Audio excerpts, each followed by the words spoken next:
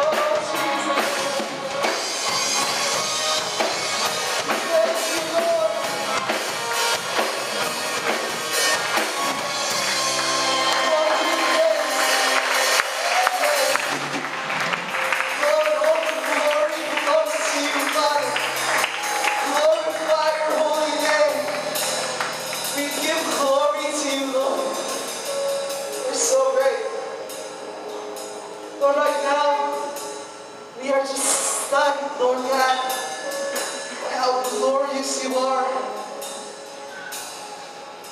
Lord, all we want to do is just praise you, Lord, and sing songs to you, Lord. Lord, our words, Lord God, cannot express, Lord God, how great you are, Lord God. Okay, but we will do our best, Father, to really give you praise, Lord. Lord, with all of our hearts, with all of our soul, Lord God, and with all of our strength, Lord God, we cry out the highest praise to you, Jesus. Why don't you give him praise right now? Come on. Just lift up your voices to him and give glory to his name. Amen, Lord, we praise you. Lord, we give glory to you. Hallelujah, Jesus. Hallelujah to you, God. Oh, we praise you, Lord. We praise you, Lord.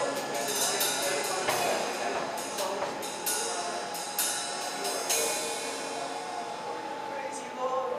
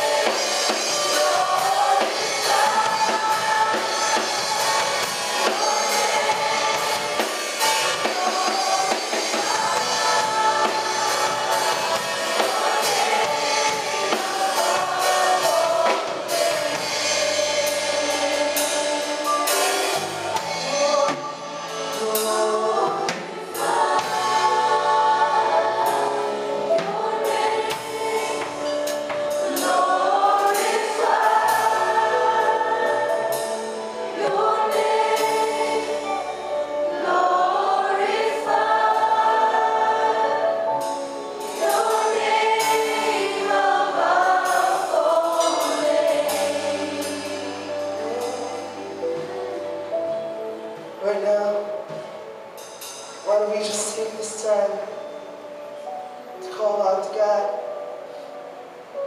and just surrender everything that we are carrying right now and just admit that we, each and every one of us, is desperate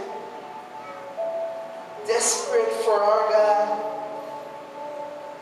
Why don't we take this time right now to just surrender everything to God and let Him take control. Let His glory just fill your heart. Right now, why don't you just say that prayer unto God and just tell Him that you're desperate for Him. Tell Him that you want Him. Tell Him that you need Him. Well, let's just pray right now.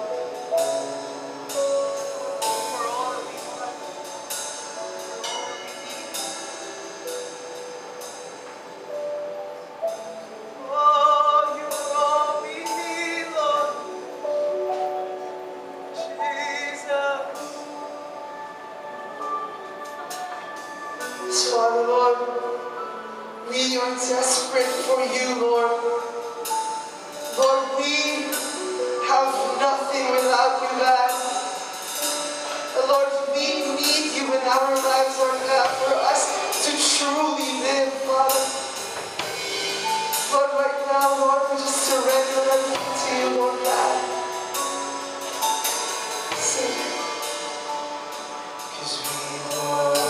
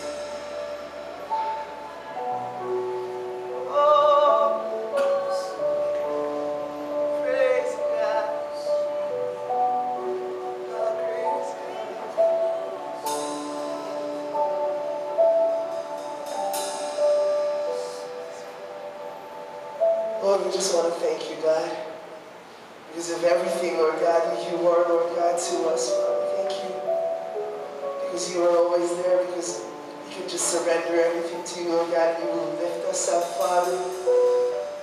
Thank you, Lord God, because you love us, Lord God, so much. Thank you, Lord, because you always remind us, Lord God, that you love us so much.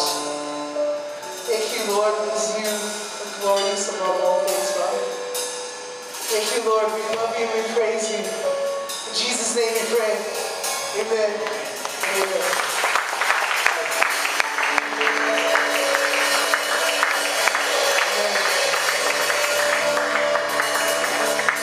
Amen. Sino po dito yung talagang na-feel nyo na nandito si Lord this morning? Amen. And I know that hindi lang natin sa worship na nararamdaman yung presensya ni Lord, pati dito sa mga katabi natin, pati dito sa mga tao right beside us. So right now, why don't we greet one another?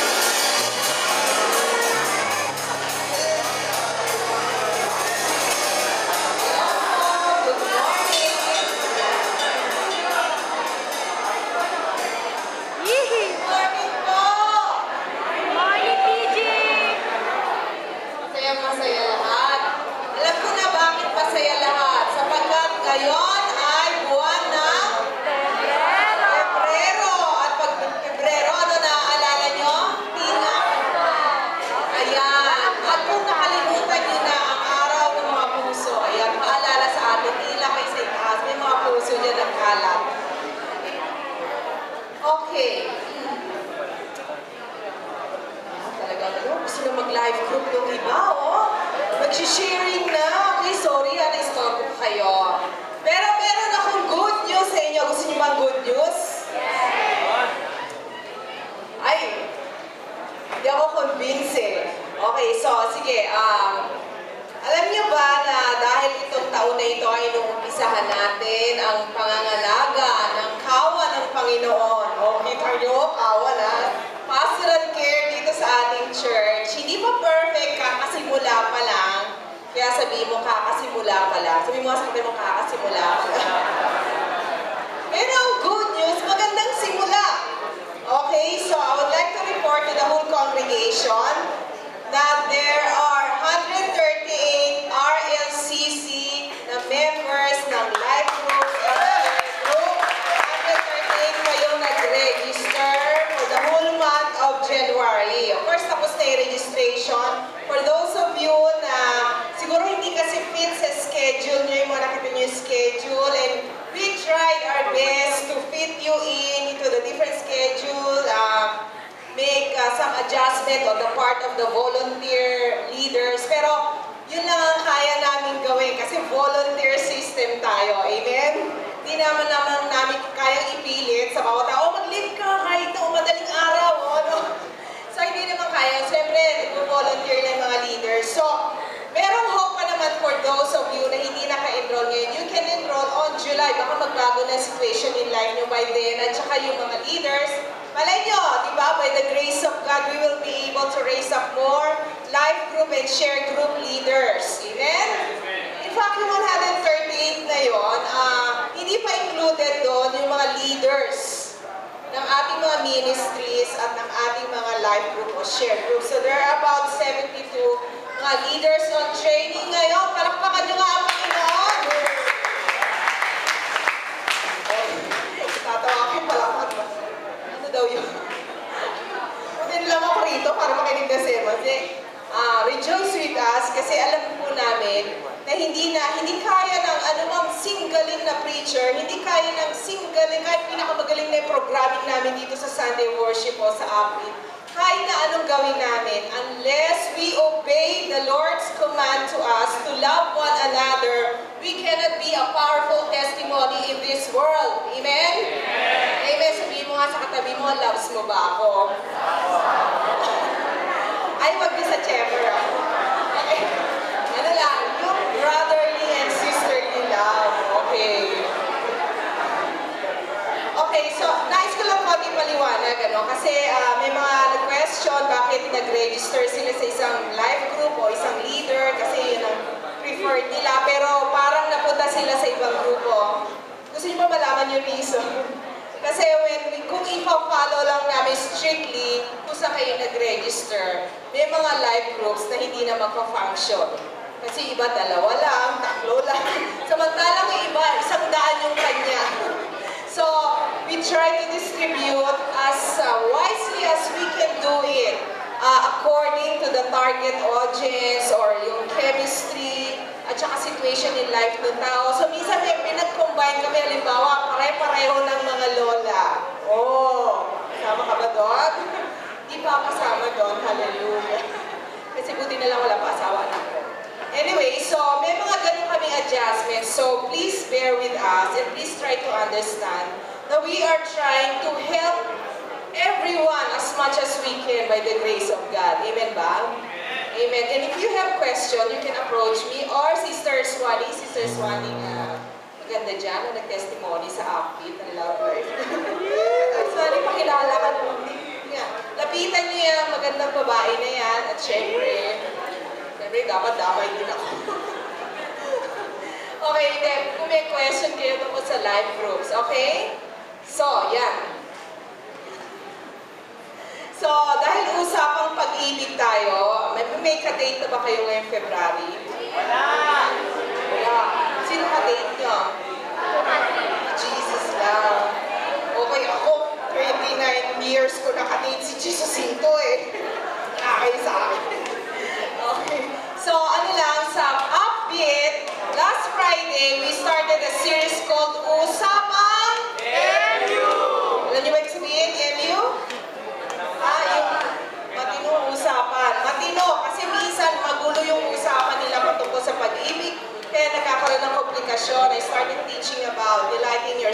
the Lord, and He shall give you the desires of your heart. May mga desires na ba kayo sa hearts nyo? Yan. Kung meron yan, unahin na i-desire si Lord. Parang chocolate cake. Okay. Nice for ako. At ito, nako, anong date niya? February 3? Tama ba? February 3, next Sunday, February 10. Wawasakin natin ang unang-unang kalaban ni Lord pagdating sa puso at sa pag-ibig ng bawat tao. Ano yan?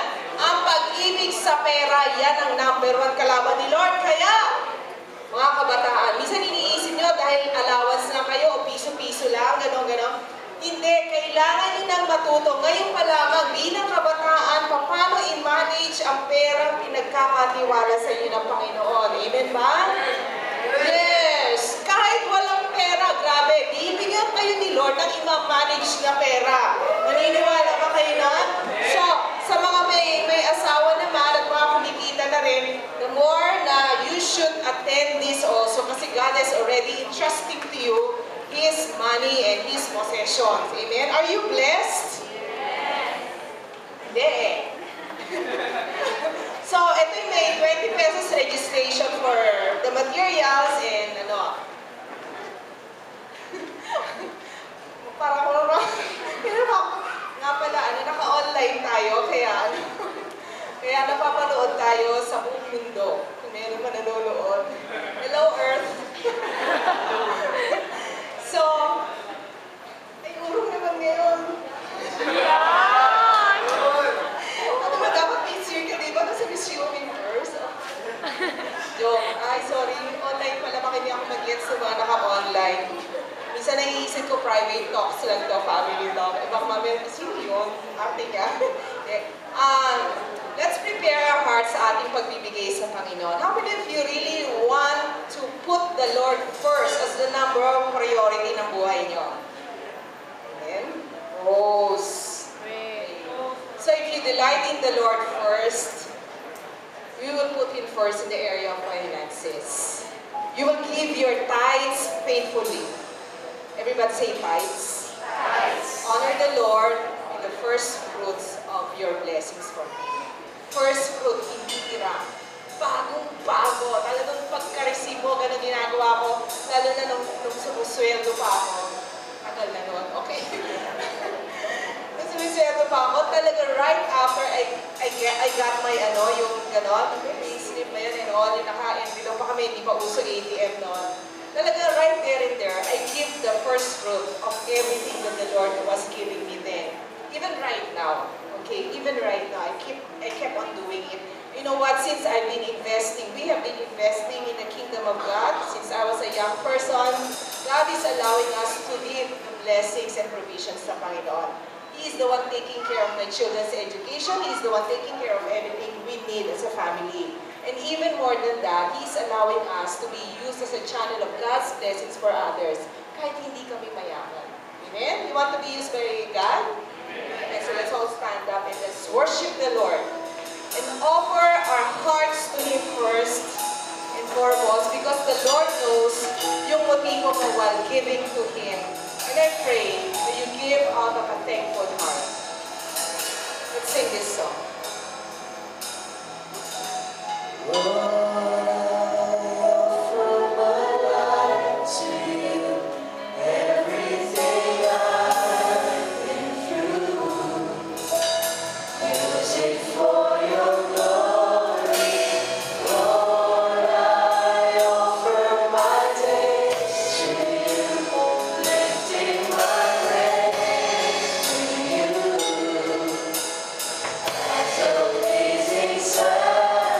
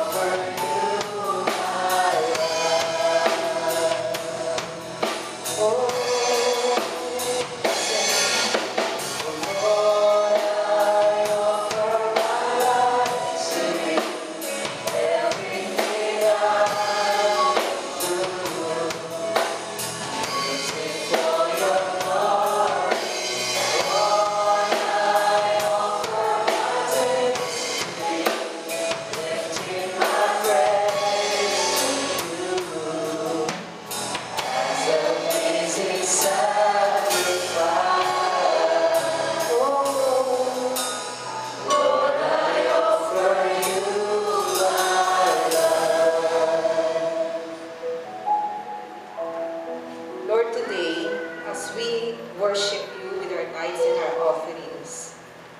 We are always humbled by the fact that even these things that we have given today, nanggaling lahat to sa'yo. Hindi kami pwedeng magyabang, hindi namin pwedeng sabihin, okay Lord, tapos na yung obligasyon ko sa'yo.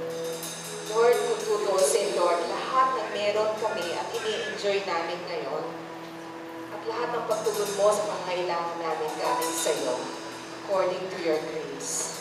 Lord, we can never outgive you sa lahat ng binibigay mo sa amin sa araw-araw.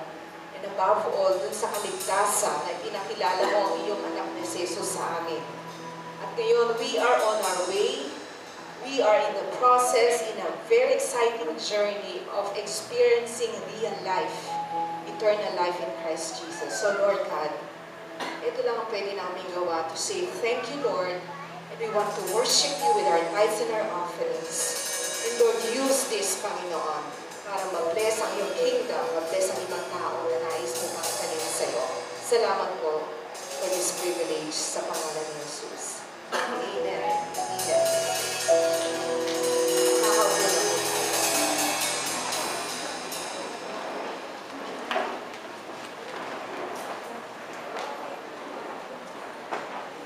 Well, hello. Morning. Morning. Welcome po sa bawat isa sa atin. Ating second service. By the way, for those of you hindi nyo alam siguro, we have a website na I'd like you to make use of. It is found po sa www.rlcc.ph o kaya type nyo lang sa pinaka-browser nyo rlcc.ph. And the reason why I'm sharing this is kasi minsan, some of you maybe hindi nyo pa nabisita to, hindi nyo alam, na there could be some help para sa inyo dyan sa website na yan, and we're constantly improving this. So, pag pumunta kayo doon, makakita kayo ng mga resources na pwede makatulong sa inyong spiritual walk. Okay? So, halimbawa, kung hindi naman kayo maka-afford, kunyari na makapili ng, for example, mga materials o books na sa tingin nyo makakatulong sa inyo, you go to our website, marami po tayong mga free na resources po dyan. Amen? And also at the same time, gusto ko i-encourage kayo to make use of the website. Pag kayo ay nag-reach out sa mga friends ninyo, you can refer them to the site, or pag nagtatanong sila sa inyo, saan ka ba umaattend, you use the site. Huwag natin hayaan masayang yung mga tools na ganito. Or even yung ating Facebook na page, okay? Lahat yan pwede natin magamit. Just the other day, I was talking to Brother Ashley, and he was telling me yung testimony nga ng Billy Graham organization, how they're able to reach thousands and thousands of people using the internet as a tool. And minsan di natin nare-realize ito, marami tayong opportunities kahit nandun lang tayo nakaupo sa bahay or nasa office lang tayo. A simple click lang might result in somebody being helped sa area ng buhay niya, or if he has a need or she has a need. And I really challenge you to join with me dahil hindi ko naman kaya mag-isa ito. Right? For example, pag may nag-post sa Facebook page natin na sinasabi na about thank you for this picture or thank you for this video. Minsan, malaking bagay, mayroong sasagot sa iyo na, hi, can we pray for you? Diba? Yung simple post na yun, na can we pray for you, is already parang a way for that person to feel na may tao doon sa kabila, na hindi lang machine yung kanyang kausap, na hindi lang yung parang object na internet o computer, hindi may mga tao talaga sa likod noon. And I really want to encourage you because I know many of you are online, many of you have your Facebook, kaya lang hindi nyo pa nakikita yung potential nito for ministry. So may I ask you to just consider that very carefully. Huwag nyo sayangin yung panahon, huwag na kayong post ng mga kukunyo na iba-ibang kulay or whatever it is na nilalagay nyo doon. Na, it's just a waste of a significant tool. And, number 8 ang Pilipinas, for example, sa paggamit ng Facebook, there are 30 million Filipinos using Facebook. That's 30% of our population, mga kapatid. 100 million ng Pilipino, 30 million are using Facebook. At doon sa 30 million na yun, ay 18 to 34 or 35 years old ang gumagamit, which is more than half ng population natin. And this is the next generation. Ito yung mga masusunod magiging mga magulang, ito yung mga mag-aasawa, ito yung mga OCW, ito yung future ng Pilipinas, and they are right there, accessible sa iyo with just a simple click. Okay? And all I'm asking you right now is just consider yung posibilidad that maybe pwede ka mag-ministry kahit wala ka masyadong oras. Just by using the tools na meron tayo. So again, this is not an advertisement but a challenge to you. Samahan niyo ako, natutuwa ako, merong siguro isa, dalawa lang na sumutulong sa akin dito, si Dayan, maybe you don't know her, she attends the first service, pero active na active siya doon sa Building Christian Families. Tuwing meron magpo-post doon, sasagot siya agad, hello, hi, how can I pray for you? Grabe, I'm really blessed by that person. And she's a member in our church. I wish na marami pa dito sa RLCC ang tutulong sa akin sa paggamit itong tool na ito. And I'm praying na huwag lumakpas yung opportunity. Because years ago, nung na-invento yung radyo, sabi ng mga Christians, kay Satan yun. So for many years, nobody was using radio. Pero din nangyari, na lumabas yung TV, sa technology, sabi ng mga Kristiyano, huwag yung TV, worldly yan. So many years, nauna pa sa atin yung mga kulto, nauna pa sa atin yung mga tao na ang dala-dala nila ay kasinungalingan, mas nauna pa sila doon sa arena na yun kaysa ang body of Christ. Pahabol pa lang tayo ngayon. Ganon din yung pelikula, kung invento yung technology ng pelikula. Mas nauna pa yung mga tao na ang gusto nila ay i-promote yung kanilang mga ideas ng immorality. Mas nauna sila sa medium ng pelikula kaysa sa body of Christ na may hawak ng truth. Okay? So my challenge to you today, right, is not to don't allow the church to get left behind. Okay? Gawa tayo ng mga ways and means to reach people for Christ. No matter kung paano yan. Alright? And I'd like to say hello sa ating mga internet watchers today. Amen? Amen po ba? How many of you medyo pag-pray mo yan, parang, na-realize ko, hindi na pala puro kuko ang pwede ko i-post. Okay? Just raise up your hands. I realize there's a potential lang. It's so okay, at least I got through you. Okay, today we are starting a new series. At ang series na ito ay pinamagatang Love Life. Yay! Oh wow, may response. Kanina first service, may response.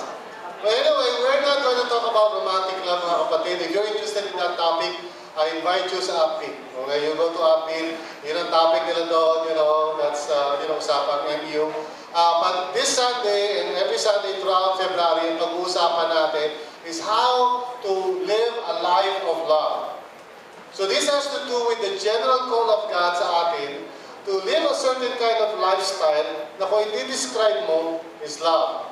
Okay? In other words, we are a different kind of people. Anyway, nakalooban ni Lord para sa atin. We are not called by the Lord simply to come to church on a Sunday. Gusto ng Panginoon na i-mold tayo, i-shape tayo, transform tayo so that we may become a loving people. Okay? And this is our most important testimony sa lahat. Not so much our words. Kasi pwede tayo magsalita ng magsalita. But if we show a life na hindi characterized by love, merong inconsistency sa mga sinasabi natin. Because God is love. Amen? And kahit sino, pag nakita niya isang Kristiyano, preach siya ng preach, pero pag nakita niya yung buhay ng tao na to, talagang walang pag-ibig, punong-puno ng galit sa kapwa. Kahit na sino, sasabihin niya, why don't you practice what you preach? O kaya sasabihin niya, hypocrite ka naman, you're telling me about Jesus, pero look at your life. So, this is a very powerful testimony. Even para sa atin mismo, right? We need to understand this. Kasi napakahirap mamuhay sa mundong ito, nakaaway mo ang buong mundo. Can I hear an amen to that? Amen. Diba? Kahit ang sabihin mo sa akin, mayaman ka pa, whatever. Kung broken ang relationships mo all around you, you won't really you won't feel na parang may fulfillment sa life mo. Diba? Kasi at the end of your life, kahit ano pa yung naipon mo, dahil mo pera, if there's nobody around, diba? At your deathbed, para sabihin, para injection ka man lang, whatever, or wala kang kasama doon. Imagine mo, at the end of your life, let's say, nag-iingalo ka na, nato ba sa ICU, and there's nobody there with you. That's the saddest of all siguro, kung isipin ko, diba? Right? And kahit ano pa yung yaman mo, di mo sasabihin, nasa yung pera ko, hindi, hanapin mo yung mga taong importante sa'yo. That's the bottom line of life. Diba? Amen? Tama ba yun? And kahit ano pang sabihin natin, even if we say we love the Lord, kung pag-uwi natin sa bahay, ang lupot-lupot natin kasi lahat ng tao magkagalit sa isa't isa. Diba? Or we are in a church, sabihin natin, ganda-ganda, may mga puso-puso, ganyan sa kisame, pero, ang totoo pala, walang tunay na relationship sa isa't isa. It's just not right. Okay? You follow me? So this is an important series po, mga kapatid. We're not going to talk about romantic love. We're going to talk about love talaga as a lifestyle. And this month, I want to give you a preview of the topics that we're going to discuss. By the way, we're going to use a passage from the book of Ephesians. Ephesians 4, simula po sa verse 25, hanggang po sa chapter 5, verse 2. Yung section na yun. And we're going to walk our way through each of those verses. Pero mag-uumpisa tayo today with the end of it. Okay? Ephesians 5, verse 1 and 2, doon tayo mag-uumpisa. And here are the topics na i-cover natin. First of all, today we're going to talk about the reason why we really need to pursue a life of love. Okay? At ang title ng sermon natin is, Who do you think you are? Sabi mo sa katabi mo, who do you think you are? Okay. And it's all about identity, and it's very important na maintindihan natin yun. Pangalawa, next Sunday, we're going to talk about the guide, true or false. In other words, sa lahat ng ginagawa natin as we relate with other people, kailangan may gabay tayo. And it's very simple, okay? It's very simple. Bago ka gumawa ng kahit anong bagay, maybe na nagre-react ka, siguro gusto mo mag-send ng text, parang, di ba, lahat all caps, haba ng text mo, mga 300 letters, bago ka mag-send, alright, bago mo i-send yung text na yun, diba, galit na galit ka, o bago mo i-post sa Facebook, yung talagang, lumalabas yung mga apoy-apoy sa ilong mo, before you click yung post or send or whatever, right, you need to know a certain guide, and that is this true? Is this in accordance with the truth? Or is this false? Is this something that is not part of the gospel? Okay? And then pangatlong Sunday, we're going to talk about the shift. It's one verse only, but it's a very powerful idea. Okay? Shifting yung attitude mo from taking to giving. Okay? Kasi ang problema natin sa panahon natin ngayon, everybody's taking. In fact, ang isang baby, simula nang pinanganak siya, ang mindset niya is always to take. Okay? Kaya pag kinuha mo yung gatas niya, nagkakawa na sa patero yun, di ba? Kasi, di ba, we are born takers. We are not born givers. That's why we have to be reborn. Kailangan tayo ma-born again. So we can begin to become givers rather than takers. And then finally, sa last Sunday of February, we're going to talk about learning to fight. Okay? Learning to fight. Pero tugtungan natin, learning to fight for love. Yeah. Hindi yung learning to fight lang. Alam ko, magagaling na kayo sa fight eh. Okay? Some of you rito may mga master's degree kayo. Hindi sa pag-away. Talaga, iba sa inyo kinakarir pa. Tipong taon na talaga. Okay? Ayaw nyo pa rin lubayan. So, we're going to talk about these topics and I hope that you will join with us in this conversation. And pati sa Facebook, we'll continue the conversation. I'll ask some questions. Let's continue talking about this. So, sagot lang kayo. I hope sasagot kayo. Minsan nagtatanong ako sa Facebook, walang sumasagot. Puro lang nakalagay na 104 people have seen this. Pero walang sumasagot. I wish na meron sasagot. Kahit sabihin nyo malang napakialam ko sa'yo. At least, alam ko may kausap akong tao. So, thank you for those of you na sasagot in the coming days when nag-post ako sa Facebook ng mga follow-up questions natin. Because I really believe kung may tinuturo sa atin si Lord, it's not enough na makinig lang tayo ng minsanan. We should process it. Amen? We should talk about it, di ba? Hanggang talaga magkaroon na tayo ng awareness, mag-dog sa atin, whatever it is that God is saying. Because, I'll be honest with you, kahit anong husay gawin ko rito on a Sunday morning, it's not enough. Amen? It's not enough to renew your minds. So I believe that God is going to work in us all throughout the week na to, in the following days, even for the entire month. So maging open po tayo to learn from God. Amen po ba? So let's start today. Let's pray. Father, in Jesus' name, may you, Lord God, teach us from your word and through your Holy Spirit. Tulungan mo kami, Panginoon, as you deal with us in this area, Panginoon, of living a life of love. And today we're going to talk about the rationale behind this, the reason why we would even think about this, Panginoon, why this would even be an issue na kailangan namin pag-usapan in the first place. So Lord, speak to us. May your Holy Spirit just convict us and show us, oh God, the truth na kailangan namin ma-realize. This we pray in Jesus' name. Does everybody say amen? Amen. Alright. Recently, nagkaroon ng medyo parang controversy when this issue was brought up, okay? And there are several reactions dito, and most of which hindi favorable. Just like yung nangyari yung nagkaroon ng, RH bill, maraming mga negative reactions to that. Okay? Because people are afraid na pag na-approve yung marriage bill, mas lalong dadami yung immoralidad, or sexual promiscuity, whatever. Okay, ganyan. So, absent ko na tinuro yun yung makuha.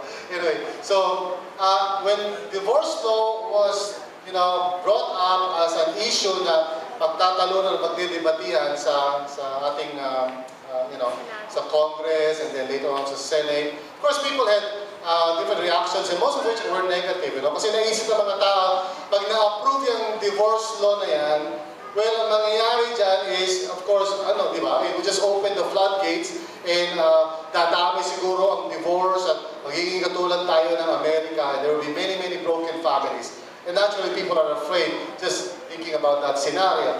But it has to do with a basic misunderstanding of the purpose of law. Yung reaction ng mga tao, they don't understand what the law is. Really, a law is just a temporary, or sabihin natin, a way to try to restrain o pigilan yung negative effects, okay, of sin. And it is not designed to stop sin. It is not designed para pigilan ang kasalanan o para pigilan ang anumang mali sa mundong ito. That's not the purpose of law. The purpose of law is para ma-manage at ma-control yung effects ng mali sa ating lipunan. So, when a law, for example, na may kinalaman sa murder, for example, ay, let's say, mailabas ng isang lipunan ng isang society, ang purpose nun is not to stop murder per se, because murder is going on even without the law. Tuloy lang yung murder na yan. So, kaya para sila magkakawag ng law, in order to control it, okay, upang sa ganoon, hindi lalala and everybody will just kill one another. Pero alam ng mga lawmakers na pag naglagay sila ng law o batas about killing people, alam nila na they cannot stop killing per se. What they can do is prevent it from getting worse. At lahat ng law gano'n. Okay? Including yung divorce law. Now, I'm not saying this dahil approve ako sa mga nangyayari sa paligid natin. Let me just tell you something. As a people, alright, and as a pastor, whether mayroong divorce law o walang divorce law, people will separate. In fact, even now as I speak, wala lang kasing record o wala lang kasi tayong data. Pero karamihan sa mga pamilya ngayon, and if I were to ask each one of you kung may kilala kayo, out of 10 friends, ilan sa kanila ang broken families? Ilan sa kanila mayroong broken marriages? Okay, wala kasing gumagawa ng ganong klaseng survey para malaman. But even without, kahit wala pa yung divorce law na yan, ang mga tao are continuing to, separate. And if ever ma-approve yung divorce law yan, all it can do is just put parameters. Para hindi yung parang umatsing lang yung asawa mo, pwede mo na hiwalayan. Okay? Or parang gumising ka lang isang araw at parang yung itsura niya hindi mo na gusto, and so you decide na ayaw mo na siya maging asawa, from then on. Kailangan magkaroon ng parameters so that people will not just go ahead and because of their sinfulness, ay gagawa sila ng mga destructive na decisions in life. Alright? So, I'm not necessarily parang pro-divorce law, but what I'm saying is, kaya binabanggit ito, the law, or any kind of law, does not solve the human problem. Amen? Even the Lord Himself, na nagbigay sa atin ng mga laws, alam niya it would not change people. It can only just prevent yung talagang total na parang, para masira na talagang lipunan. So He puts laws, okay? 10 Commandments, for example, para wag tayong totally magpatayan na sa isa't isa. Pero alam ng Panginoon that the law itself will not solve our problem. That's why He sent His only begotten Son. Because the solution is the changing of the human heart. Walang law. Like for example, nakita na ba kayo ng Noli tree? How many of you have seen that? Tingnan niyo, pag nakita kayo ng sign na kaya, ng Noli tree, tingnan mo sa baba. Tingnan mo yung sa baba, Noli tree, tingnan mo sa baba. Ngayon sila ato kala. You know why? Kasi ang nagagawa lang ng law is this. Okay? Kasi mahuli ka, di ba? So nagmulta ka. For example, kung nasa Singapore ka, laki ng multa niya, di ba? So, kung mahuli ka, okay, ito lang ang mangyayari sa iyo eh. Marirealize mo na hindi ka pala dapat nagtatapon nang hindi ka tumitingin sa paligid mo. Right? I mean, yun lang marirealize mo sa law eh. I remember when I was into drugs, at nahuli ako, and nakulong ako noon many years ago, you know, alam mo, na-realize ko, hindi yung parang, ayoko na mag-drugs, hindi, na-realize ko ganito, next time, hindi na ako mahuhuli. Because the law cannot deal with the basic problem. The basic problem natin lahat has to do with our hearts. That's why the solution is not more laws. Ang magagawa lang ng batas is just try to control yung negative effects ng kasamaan ng tao. But it cannot change yung kasamaan ng tao. Patuloy pa rin tayo magpapatayan, patuloy pa rin tayo gagawa ng mga hindi tama. I mean, you know, I'm sure it would be very nice if we are in a family situation na talagang nagmamahalan. Can you imagine this with me? Picture this with me. Yung family mo, talagang araw-araw sa ginawa ng Diyos, talagang wala. Lagi na kayo nakangiti sa isa't isa. Alright? And then sasabihin mo, pakiabot mo ang toyo. Sige.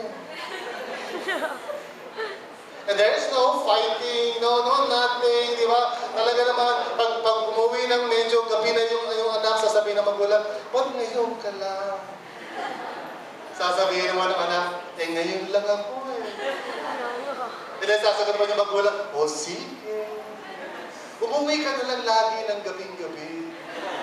Huwag ka nang mag-tense. Okay lang. Diba? Tapos yung mga asawa, di ba? Pag sinabi ng babae, alam mo, wala na tayong pera, pambayad ng mga bills. Sasabi ng lalaki, talaga? Sige, magpakamatay na lang tayo. At sasabihin naman ng babae, oo nga, ito ang laso. So just imagine, you have a family situation where there's no fighting, but the reality is, there is fighting. Yun ang reality. Minsan, simple mga bagay lang, pinakailaman lang yung gamit mo. You know, meron lang gumamit sandali ng deodorant mo, tapos binalik na hindi kasama yung takip. Ano lang. Tapos yung toothbrush mo nawawala, ngayon ko nakita mo na doon sa CR, pinaggamit mo ng panlinis ng tiles. Yun lang, you know.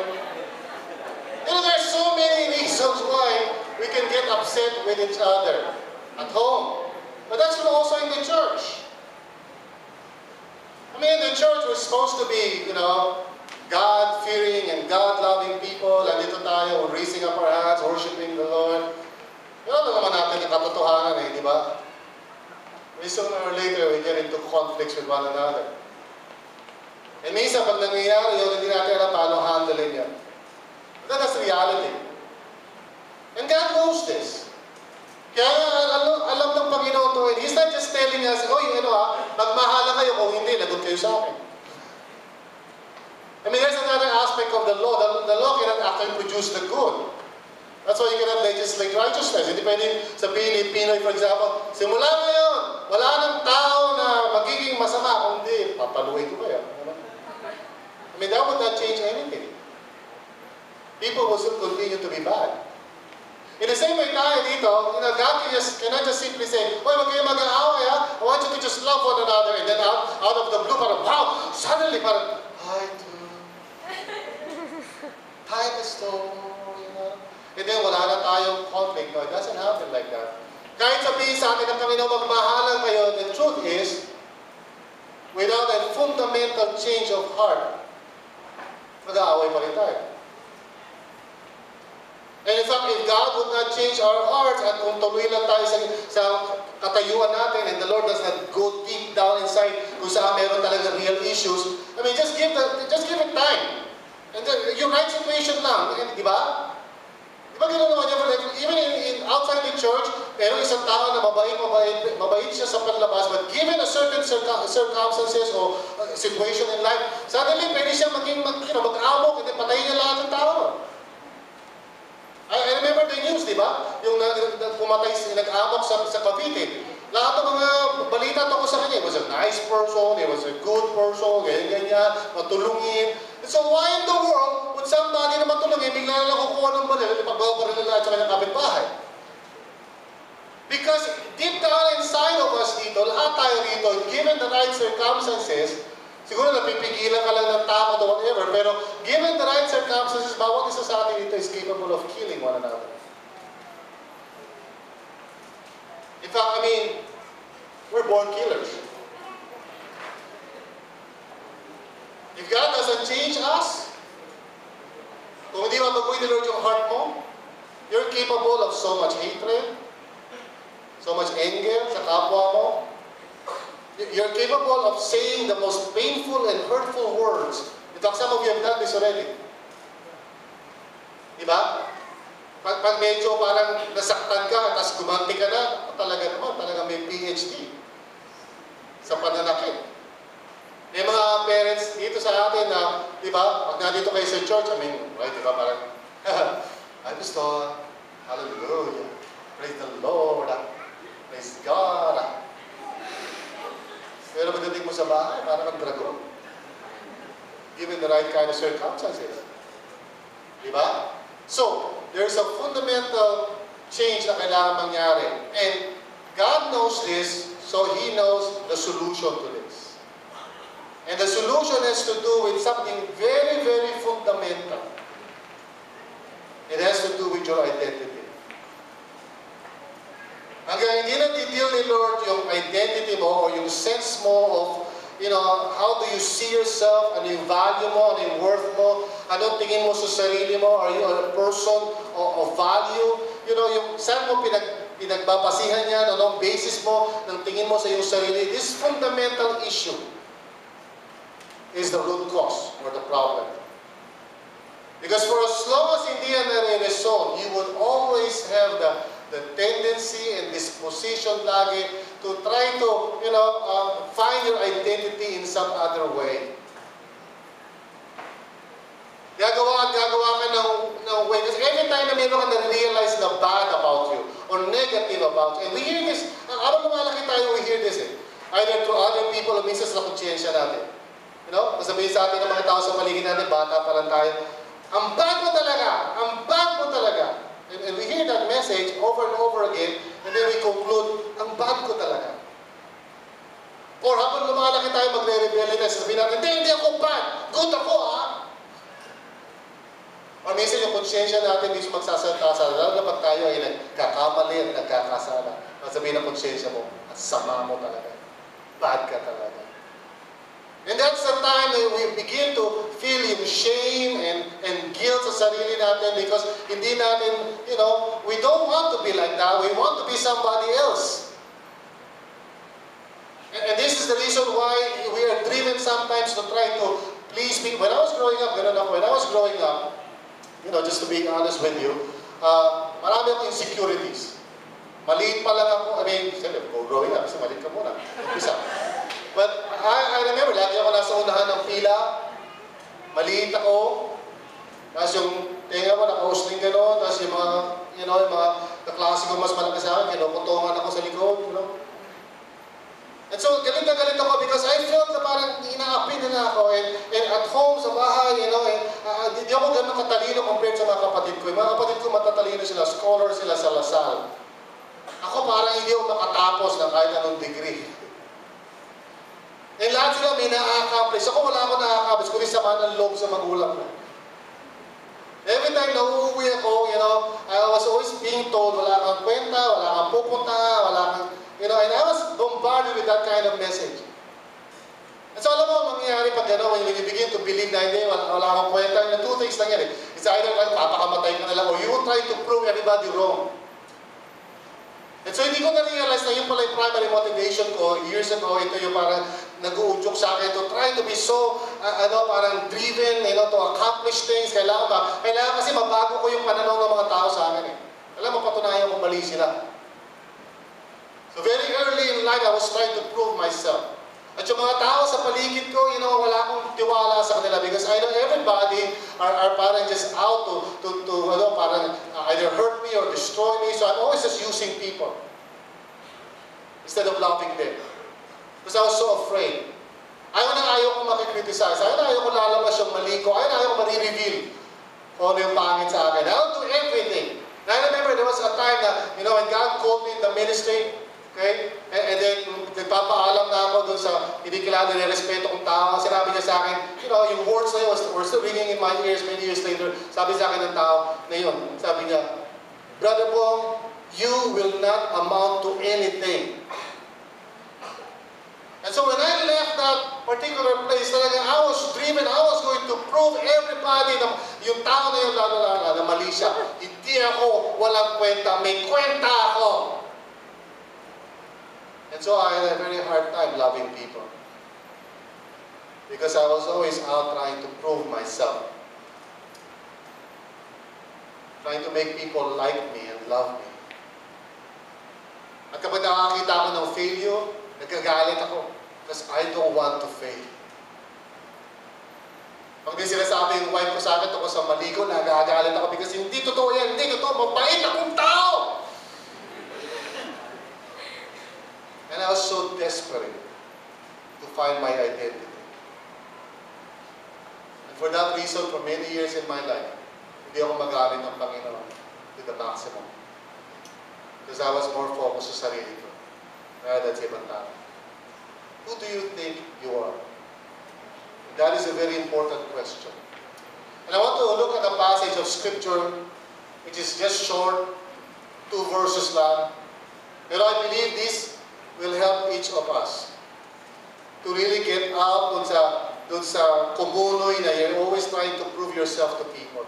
You're always trying to win yung kanilang approval. You're always trying your best na sana magustuhan kanila. Ayaw mo magkaroon ng negative opinion sila tungkol sa'yo. Pag may napalitaan ka na parang negative tungkol sa'yo, nagagalit ka, naiirita ka, nagre-react ka. And you're always trying to please. Kung ano gusto ng mga tao sa paligid mo, gagawin mo yun. Kahit na minsan mali. Because you want their approval. Maybe some of you right now are in that kind of situation. And God wants to set you free. Now in this verse, there are just 2 commands. The first command is this, be imitators of God. And then your second command is live a life of love. And both of them mean the same thing.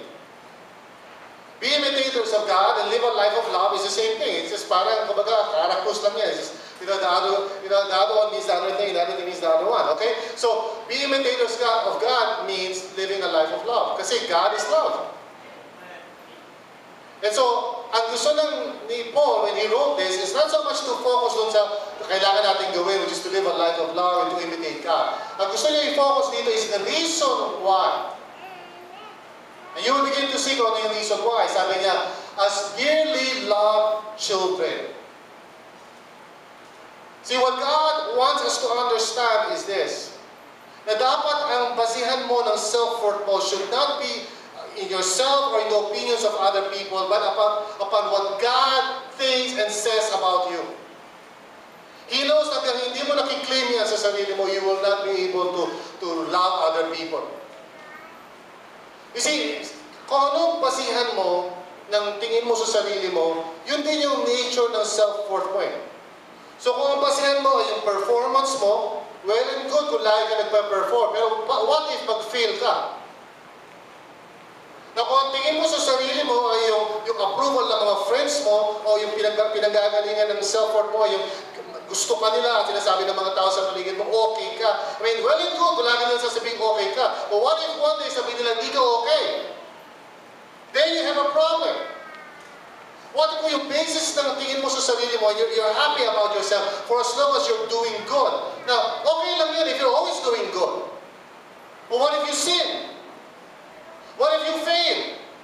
Paano kung may magawa kang kasalanan na karumal-tumal? What then? Kung ang basihan ng self-worth mo ay yung nagagawa mo, what if you fail? Then yung self-worth mo is so fragile, so insecure. Yun ang dahilan bakit madali kang mag-react, madali kang mag-galit, madali kang magtampo, hindi ka makasorry pag meron kang mali, because you're so insecure. You have to prove yourself. Yun yung mga tao hindi makapag-sorry. Simple lang yan eh. Ayaw nila mag-sorry because ayaw nilang palabasin na parang sila yung mali. No? Hindi ako papayag na ako mali. Mga magulang, hindi ako mag-sorry. Bakit? Magulang ako eh. Gulang mo ba eh. The reason bakit di ka makasubmit, di ka maka-amin ng mali mo is because you are trying to prime up your identity by saying, hindi ako aamin ng mali. Because those who are secure can actually say, I'm sorry. And those who are secure can actually admit na meron silang mali. If you're reacting kasi may nabalitaan ka, sinabi ng isang tao somewhere, sabi niya ganito, ganyan ka, and galit na galit ka, it just shows na yung self-worth mo nakadepend sa kanya. At hindi ka makapag-correct ng tao.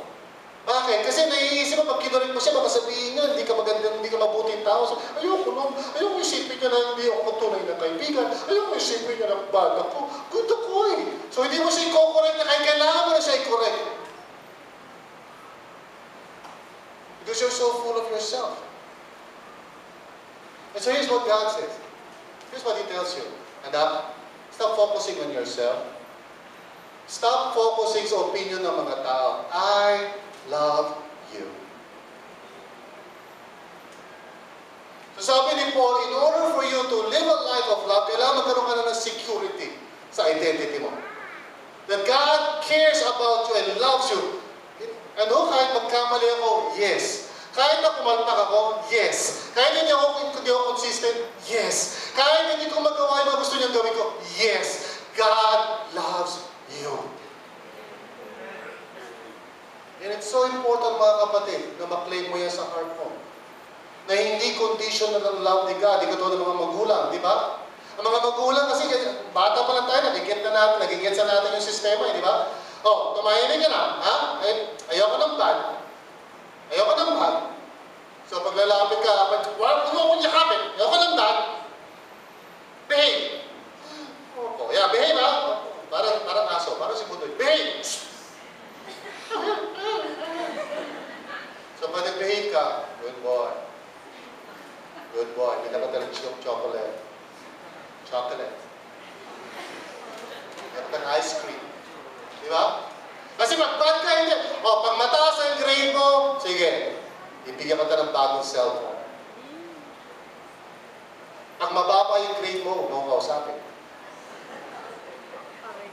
So we get these messages. Even pagdating sa school, sa opisina, wherever, we get the same message.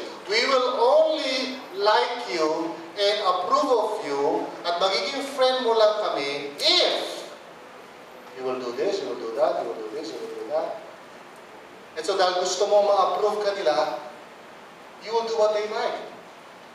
Iinom ka, even though deep inside your conscious, ayaw mo uminom kasi nasusukak sa lasa. Pero, sige, pare, gusto ko mahalin niyo ako. Or if you're a woman, kasi hindi ka minahal sa bahay, and yung mga magulang mo, wala silang panahon sa iyo, and here's this guy, poging-pogi, and sasabihin niya, if you would give yourself to me, I would love you. And say, sige, sa'yo na lahat. And then later on, that guy goes to another person. And you feel devastated. We get the picture, di ba? Na lahat sa paligid natin is everything, conditional. There's no one talaga who can give you the kind of love na unconditional, na kahit gaano ka pakapangit, that person will still love you. Unless yung tao na yun has experienced the love of God. See, the reason bakit tayo nahihirapan ng mahal ng ibang tao is because tayo mismo have yet to experience the unconditional love of God. Kasi sanay tayo sa performance. But God says to us, Anak, I love you. Okay? And Lord, mahal mo ba ako? Mabuti ako talaga, hindi ako nagkakasala, Lord. I'm following the 10 Commandments. God says, no. Kahit hindi mo pa ma-follow yung 10 Commandments, I love you. And then the second one is even more powerful. Sabi niya, and live a life of love, sabi niya, just as Christ loved us. Now, some people misunderstand this verse. Kasi akala nila ibig sabihin nito, kailangan mahalin mo si Lord gaya ng pag-ibig ni Kristo. And the way it is described, as Christ loved us and gave Himself up for us as a fragrant offering and sacrifice to God. So in other words, kailangan, kung magmamahal ka, kailangan katulad ni Kristo. Wow, that's another. Kung ganun yun, parang, I'm a failure. Diba? I mean, love as Christ loved. Sino may kaya nun? No one can do that. Because that's not the meaning of the verse. Ang ibig sabihin ng verse is this. I want you to live a life kasi Christ loved you. He gave Ganun ka ka-importante, there is nothing to prove. Even habang sinner ka pa, Jesus died for you. Ganun ka ka-valuable in His eyes. Ganun ka ka-importante kay God that He would send His only begotten Son to save you.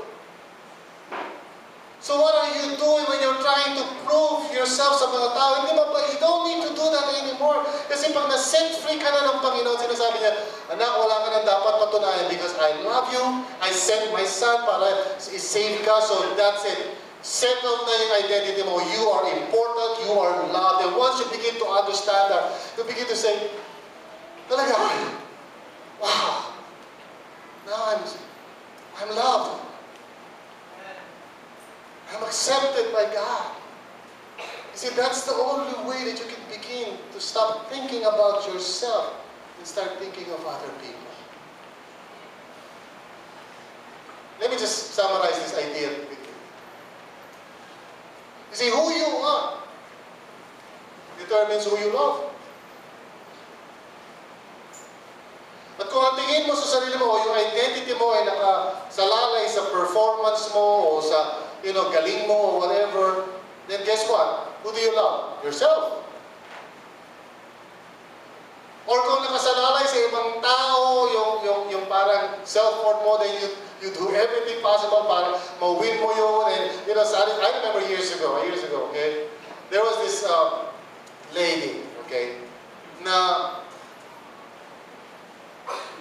naiiyak ko i-confess ito, pero may crush siya sa akin.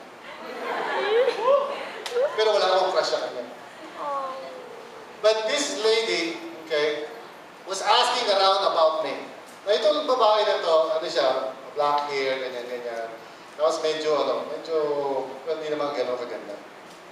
But, tanong siya, inaalam niya kung anong type ko. Ewan ko kung sino nagsabi sa kanya, pero parang may nagsabi sa kanya na ang type ko daw ay maputi, na ganito, na chinita, na gano'n, alright? So one day, bigla na lang nagpakita sa akin ng ibang anyo. Chinita. Iba ang itsura, okay? And ewan ko, nung ginawa niya sa niya, basta parang, hi, Bob. Lalo akong nandiri. Ang karin sa iyo. Huwag ka nagkaganyan.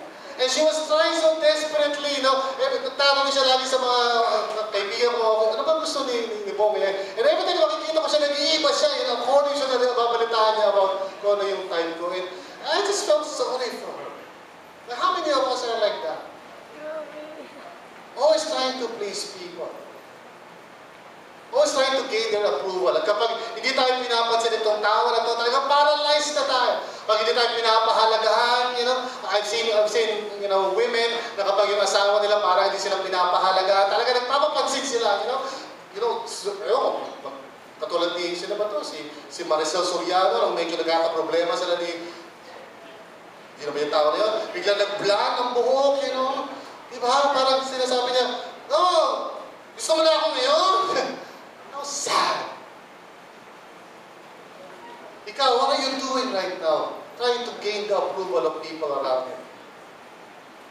Dahil sa sobrang obsessed ka that people will like you, nakakalimutan mo na that God called you to serve others, not to be liked. And many people today simply spend all their time trying to pump up yung kanilang identity, self-identity nila. Siguro sa pamamagitan ng trabaho nila. So they devote their, pag ang trabaho mo, yun ang basis ng self-worth mo, guess what? That's what you will love. You will love your work. Who is his father? Alam niya where he's going. In other words, he's secure in himself. So wala siya kailangan patunayan kahit kanino sa mga Pharisees or anything, kahit ano pa sabihin nila, kahit ay criticize siya, he is not affected. And so because he is secure in himself, if you remember, there was a time na malapit na, na matapos sa kanyang ministry sa mundong ito. And he was preparing for the cross. At yung mga disciples siya, walang ginawa, kundi, mag-inggitan sa isa't isa. And then alam niya na iiwanan din siya ng mga disciples siya. Alam niya na kanya-kanyang iskapo yung mga yun. Once na ipako na siya sa alam niya lahat siya. Alam niya na isang doon magbe-betray sa kanya. Alam niya lahat siya. And yet, it never really affected him. You know what he did? He took a towel, wrapped it around his waist, and started washing the feet of his disciples, including Judas. Because only secure people, diba, can serve. The reason why maraming mananampalataya are not serving the Lord right now, simple lang. Because you think your identity mo is in your work, you think your identity mo is in your, school, you think your identity mo is nandun sa mga friends mo. Guess what? Kung wala kang time sa ministry, it just goes to show saan nagagaling yung self-worth mo. It's out there somewhere. But when you are secure in the Lord, at alam mo na in Christ I am loved by my Father, then I don't need to do these things, mga ginagawa ng mga tao sa paligid ko. I don't need to spend all my time sa mundong ito. I mean, I will work, yes, magtatrabaho ako, pero that's not who I am. Yung trabaho ko is not me. And whether maging successful ako sa trabaho ko, doesn't matter to me. That's not who I am. Yung pag-aaral ko, yes, pag-aaral ako, pero school is not me. I am loved by God. And I am accepted in Jesus. I am destined to be with my Father. I know who I am. And therefore, I can engage in ministry. Kaya yung mga tao who are secure in themselves, makikita mo, they can minister to their family, wala silang problema. Even if yung family nila sometimes would not recognize yung kanilang ginagawa. You know, pag insecure ka, lagi kaya ng palakpak di ba? Alam mo, insecure, kahit pwede ka mag-serve sa ministry, di ba? Tapos pag medyo kumakanta ka, parang wala masyadong effect, parang devastated ka, parang bakit? Wala, hindi masyadong react yung mga tao. Bakit gusto mo sila mag-react? Oo, bakit? Kasi importante yun sa akin. Kasi pag nag-react sila, kasi nimatay sila habang nag-worship, ibig sabihin, galing ko mag-worship. You can be serving in ministry with so much insecurity. Or you can serve others. Na wala kang pakialam, whatever returns back to you. You can serve fellow believers. At kahit na sabi, uy, sabi nung ganito Pastor Bong, sabi nila, ganito ka daw ganyan pala. You know, if you're secure, you won't react. Sinabi nila yun? Akala mo kung sino sila? Bakit? Ha? Ito si Pangasi. Totoo ba yun, di ba? Pakinggan mo ako, di ba? Ganun ba ako? Di ba? Yung mga tao na yan, di ba? Di ba? See, secure ka, you have to prove, you have to find somebody who would say, hindi ka ganun, Pastor po, magaling ka. Salamat talaga. Sabi mo sa mga taong yan. But if you're secure in yourself, at narinig mo sinabi nito na ganyan, you don't react. Instead you say na, ganun ba? Let me talk to him, baka mayroong misunderstanding. Maybe meron akong mali, maybe na-hurt ko siya. I'll sit down with him. Paano kung sigawan ka niya? Para ikaw palabasin pa niyang mali? Who cares? I'm loved by God. I'm secure in my relationship with Jesus. Kahit ano po sabihin mo sa akin does not change it. Dahil yung identity ko is with God and God doesn't change. God doesn't change His mind. God doesn't say na, alam mo, Victor, noong una mahal kita, pero ngayon, pagkatapos ang ginawa mo, lumuhod ka dyan. No, God is never like that. God will never, ever take back His love from you. In fact, He's so committed sa iyo na kahit na minsan mag-fall ka na katulad ni Peter, He would again restore you over and over. Alam mo, maghihiwalay lang sa iyo sa Panginoon, pride mo lang. But never the love of God. So kung secure ka sa Panginoon, you know what? Mas meron kang time for lost people because you don't have to prove anything. Alam mo bakit ka nagpapaka-busy? Because you want to prove something. Kaya wala kang oras mag-share ng faith mo because for some reason yung ginagawa mo, you think, will make you more important. Pero kung hindi na kailangan yun, then you can just go and work. Pagkatapos ng work ko, then I can go and spend my time reaching out. Bakit? Because my work doesn't define me. Those of you who are workaholics, holistic na yung work mo at yung success mo sa work mo defines you.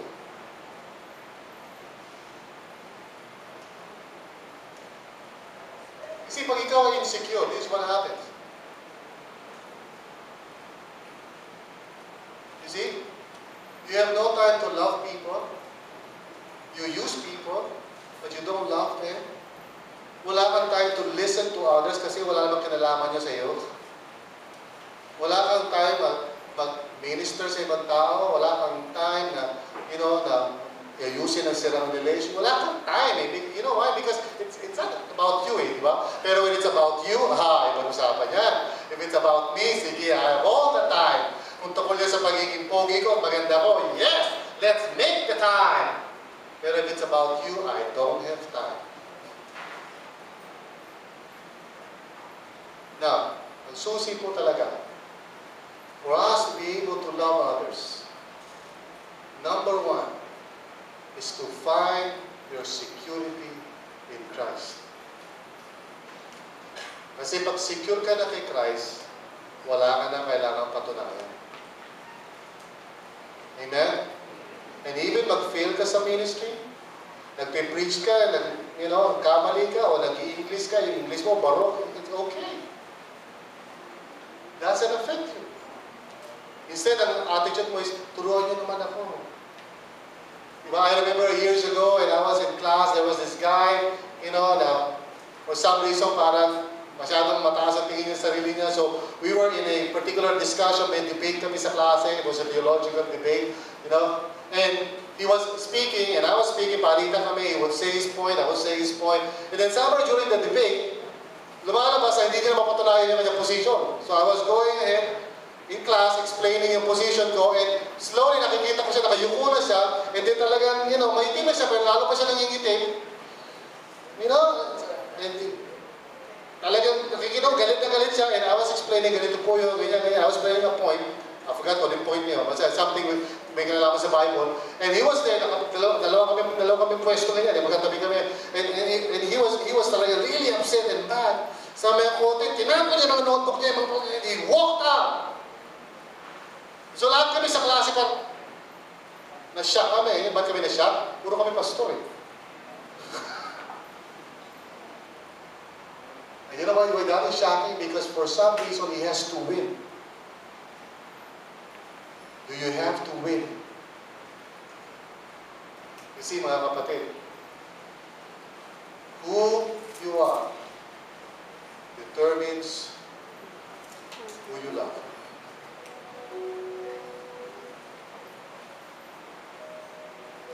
Once you find your security in Christ,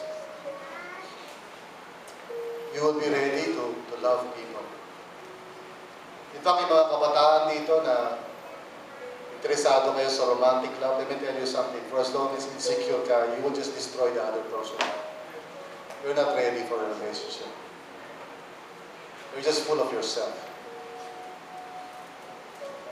Kailan ka ready for a relationship? When you have found your security in Christ. And you are ready to give love. And giving love is dying to yourself.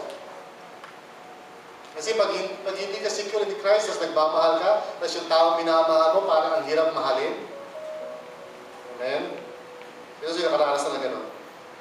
Yung meron kang minamahal, tapos parang gusto mo siyang patayin, imbis na mahalin. Di ba niya? Can relate to that. Diba? Kaya ka be honest. Kasi wala nang problema magmahal sa isang tao, napakabait, napakaganda, napaka-understanding, napaka-giving, walang kahirap-hirap mahalin niya. Alam mo, kaya mahirap magmahal? Yung pag napaka-demanding, ang sungit, unreasonable, suplada, kulang sa pansin, laging tama. Alam mo, gusto mong gawin ko doon? Papatayin ko yan.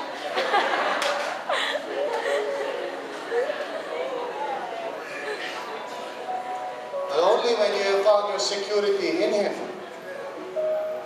can you begin to die to yourself and lay down and say, yes, how can I love you more? And then that person will say, yes.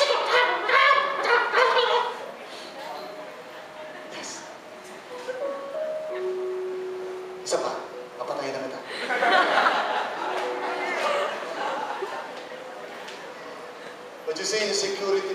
Christ matters a lot. Madali kang maapektuhan ng mga tao sa paligid pag hindi ka secure. At lagi ka napupunta sa away pag hindi ka secure. Lagi kang tampuhin pag hindi ka secure. Konting bagay na o-offend ka kasi hindi ka secure. Tapos hindi mo maproseso yung conflict kasi insecure ka eh. Ayaw mo palabasin na mali ka, so hindi ka bibigay, hindi ka mag-humble. Pareho kayong insecure, so yung away nyo forever and ever. You'll keep that, hanggang sa end of the world. Are you with me right now? Are you listening? So, who you are determines who you love. I want us all to, we have a song. I think we have, right? So, I want us all to,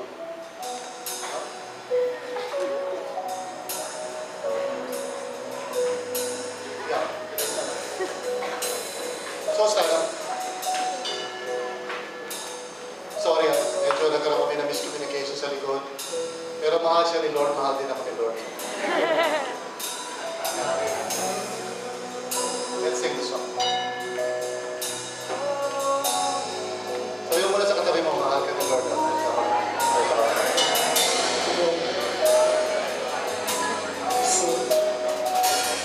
Sabi mo rin sa kanya, wala patunayan sa akin. Huwag ka naman pa-poking. Huwag ka naman paganda. Okay lang ang may tigyawan.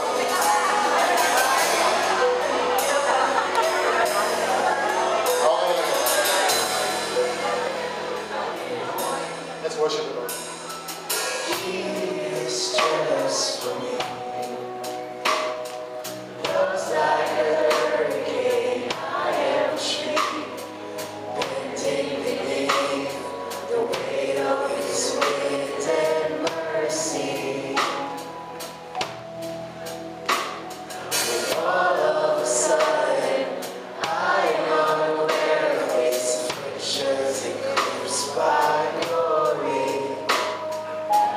Realize just how beautiful you are and how great your affections are.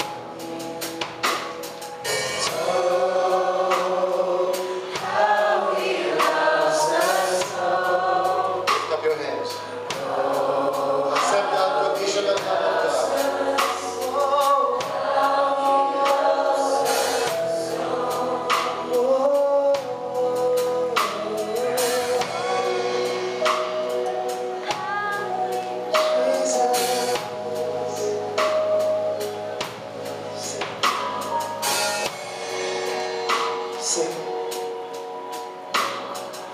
He is jealous for me. Loves like a hurricane. I am a tree, bending beneath the weight of His wind and mercy. All of a sudden, I am unaware of His afflictions and crucified glory.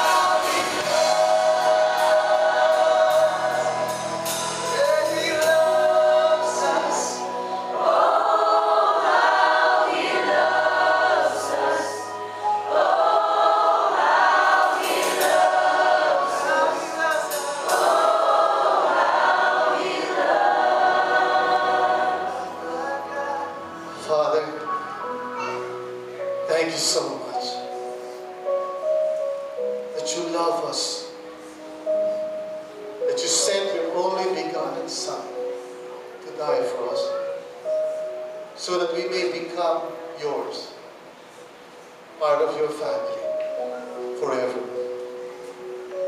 Father, thank you that your love is not conditional. It's not because of who we are, but because of who you are. And your love never changes, Lord. And so, Father, we can be secure. We can be free.